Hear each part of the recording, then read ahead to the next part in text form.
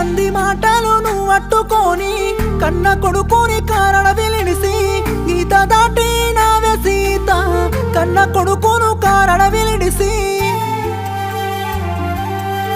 అయ్యో నాదా